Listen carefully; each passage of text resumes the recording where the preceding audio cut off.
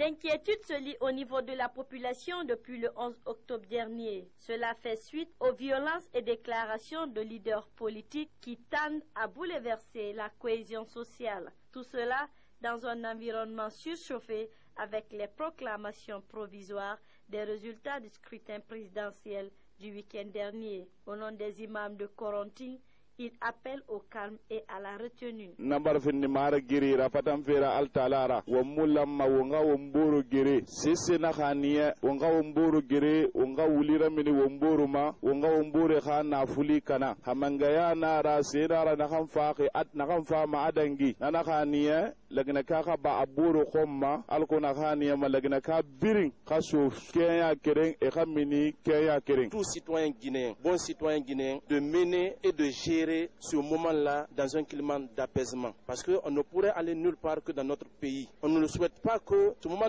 d'élection soit un moment qui va nous départager à jamais. Kamara Ahmed Tidjane persiste et que malgré tout, c'est la paix qui doit primer. Il y a eu certaines irrégularités dans certains bureaux de vote, mais qu'à cela ne tienne, quelle qu'en soit cette irrégularité, il faut que nous acceptons le résultat proclamé par la CENI. Les opposants, il faut qu'ils acceptent cela pour qu'il n'y ait pas de guerre dans ces pays. Konakiri, au Moussessa Colombe, fa Belrasobore, Wonanan Colombe, au Mugera Colombe, au Moussignoria Gere Colombe, Wonga Kere, Wombaba Kere, de Fuliamube, Sosemube, Maninkamube, Kisimube, Wambiringa Kere. À savoir qu'en cas de contentieux électoral, les candidats peuvent faire recours à la Cour constitutionnelle.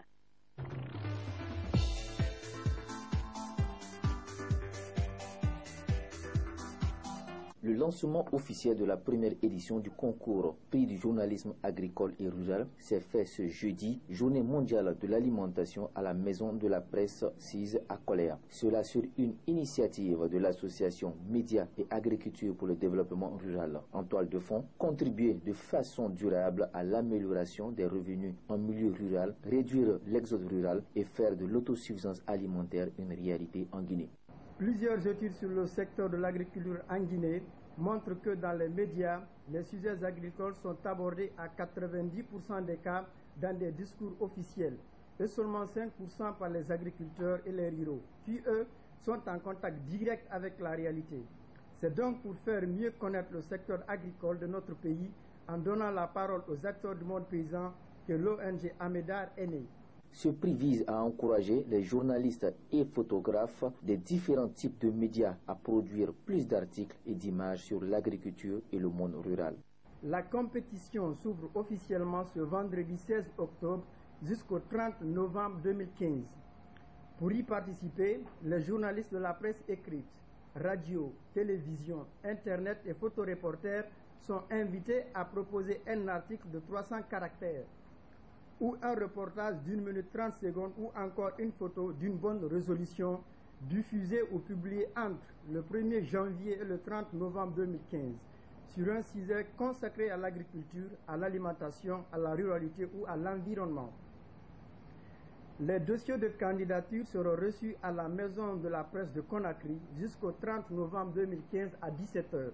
Scandale géologique, la Guinée l'est aussi avec l'agriculture pour près de 7 millions d'hectares de terres cultivables et un climat adapté à plusieurs cultures. Hélas, 400 000 personnes en Guinée sont menacées d'insécurité alimentaire, sans oublier une exportation de plus de 300 000 tonnes de riz. Je voudrais aussi vous encourager de voir comment les chaînes de valeur et les marchés sont touchés par ces paysans, ou bien les paysans par contre sont touchés par ces marchés.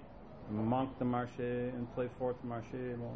C'est aussi des choses qui sont très importantes à l'agriculture. Et un troisième point, de comprendre comment la nutrition et le plat quotidien des Guinéens. A signaler que chacun des 5 lauréats de cette première édition sera récompensé d'un ordinateur portable et d'un dictaphone. Il est aussi à noter que les 20 meilleurs candidats bénéficieront d'une formation sur la thématique agricole.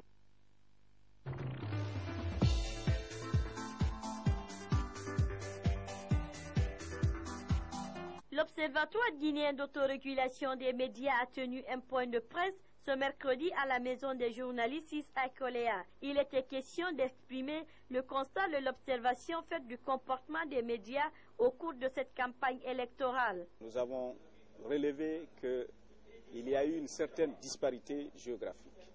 C'est que certaines zones de la Guinée ont été plus couvertes par les médias que d'autres. Mais aussi, nous avons constaté que certains médias, comme les médias privés, ont plus accordé d'importance à un certain nombre de candidats qu'à d'autres, notamment les ténors que vous connaissez bien, le président sortant, Mamadou Cellou Dalein Diallo, il y a Lansana Kouyaté et Sidia Touré qui ont été plus présents dans les médias que les autres que vous connaissez bien.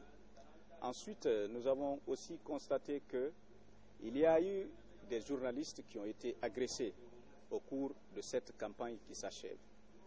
Les journalistes du site d'information Guinée Matin. Je vais nommer Tcherno Amadou Kamara qui a été agressé par des militants en colère à Sigiri. Je vais nommer Ibrahima Sori Diallo qui a été aussi agressé ici à Conakry au niveau de Dixine.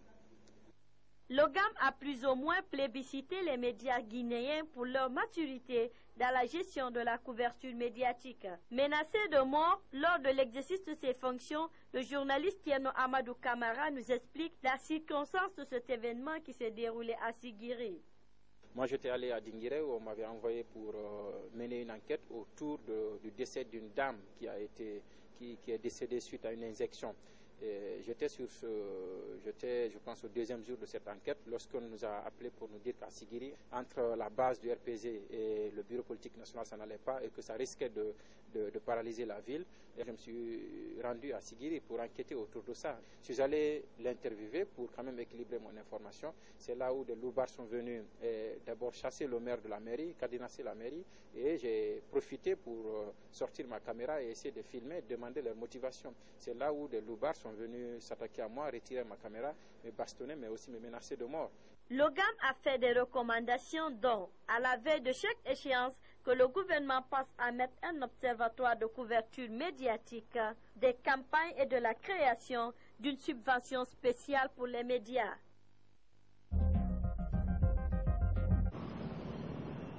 Le Burkina Faso, à l'instar des autres pays membres des Nations Unies, a célébré ce 11 octobre 2015 la Journée internationale de la jeune fille.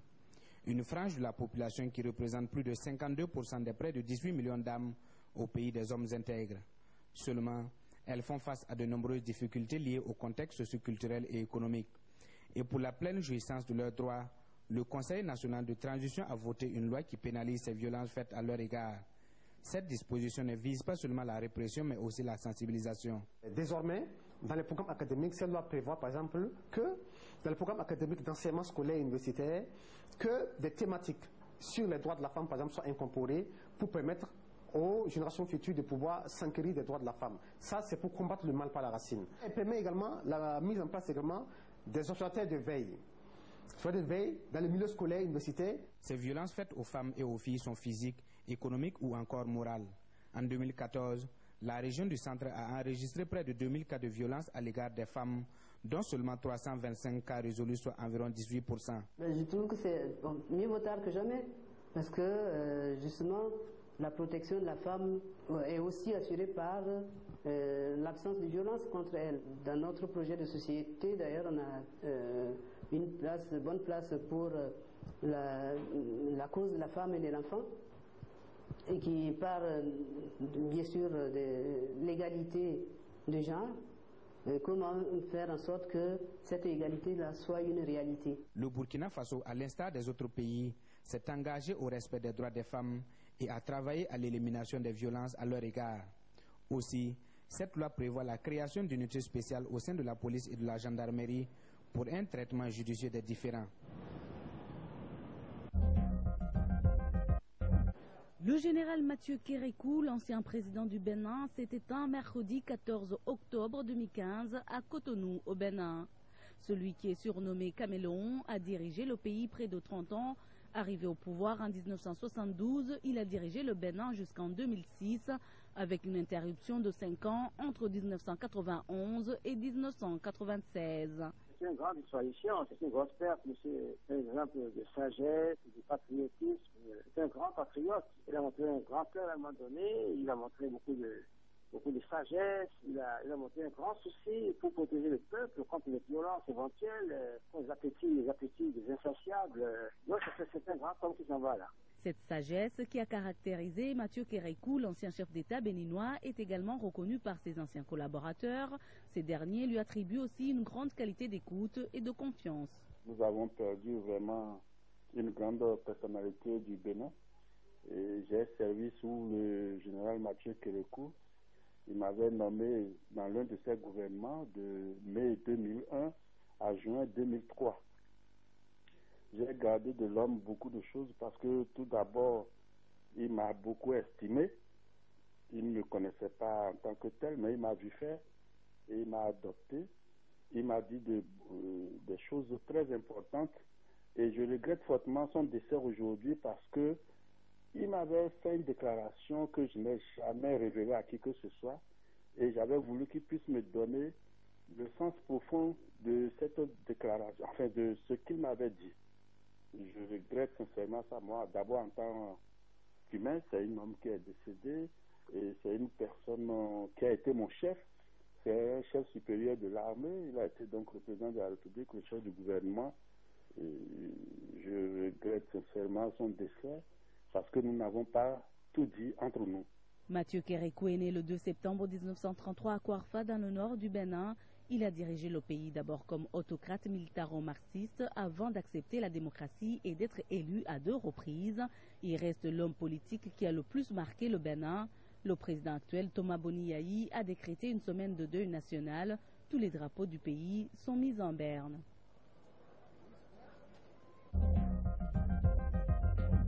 Le partenariat public-privé au service du développement en Afrique. Ces dernières années, ce mode de financement a permis la réalisation de nombreux projets structurants sur le continent. Aujourd'hui, il est perçu par certains spécialistes comme un véritable accélérateur de développement. Les infrastructures de base, pour la plupart, sont encore à construire. Et beaucoup de ces infrastructures, que ce soit dans le domaine énergétique, dans le domaine des routes, dans le domaine du transport, dans plein de domaines, restent encore des projets rentables au niveau primaire. Donc ça fait que les capitaux privés ont un intérêt à aller vers ces régions où les projets sont beaucoup plus rentables que les autres régions. Grâce à une capitalisation stratégique, le partenariat public-privé permet à l'État de lever les fonds pour la réalisation, l'exploitation et l'entretien d'un service public par un partenaire du secteur privé. Par ailleurs, une redevance perçue grâce à l'utilisation du projet réalisé permet une rémunération du partenaire privé. Cette politique a permis à certains pays la réalisation d'infrastructures et à d'autres leur modernisation. Autre du Sénégal, où grâce à un partenariat public-privé, l'État a pu financer l'aéroport Blaise Diagne de Dakar sur une superficie de 4500 hectares. Coût global du projet, 371 milliards de francs CFA. Même son de cloche en Côte d'Ivoire, là-bas, ce même mode de financement a permis au pays de construire le pont à péage Henri Konan Bédié. Coût total du projet, 171 milliards de francs CFA. On peut pour le pont Henri Konan Bédié en Côte d'Ivoire ou bien pour l'aéroport du Sénégal ou le pont du Sénégal. Donc ce qui est important, c'est de savoir que nous sommes encore dans des pays où il y a des ponts à construire, il y a des autoroutes à construire, et il y a des aéroports, il y a énormément de projets à construire. Et nous sommes dans des pays en croissance. Donc ça veut dire que la suite, c'est puisque les besoins sont là, puisque c'est des projets rentables, la suite, c'est de bien avoir le cadre qui permet d'attirer ces capitaux privés-là. Afin de faciliter la mise en place des partenariats publics-privés en Afrique, la Banque africaine de développement encourage les pays africains à se doter d'un cadre juridique adapté à ce concept et surtout à améliorer leur climat des affaires.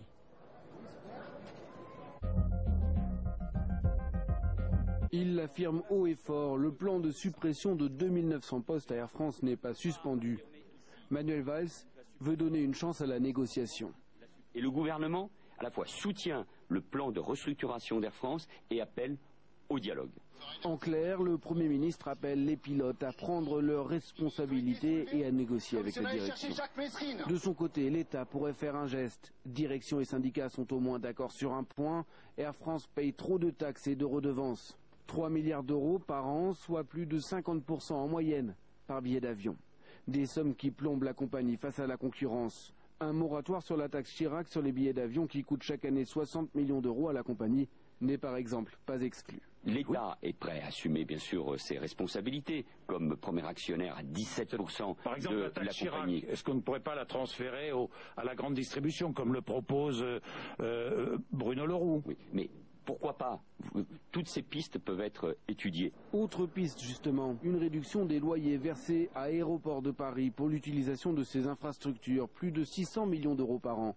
La direction réclame un gel de ces sommes à l'État, également actionnaire d'ADP.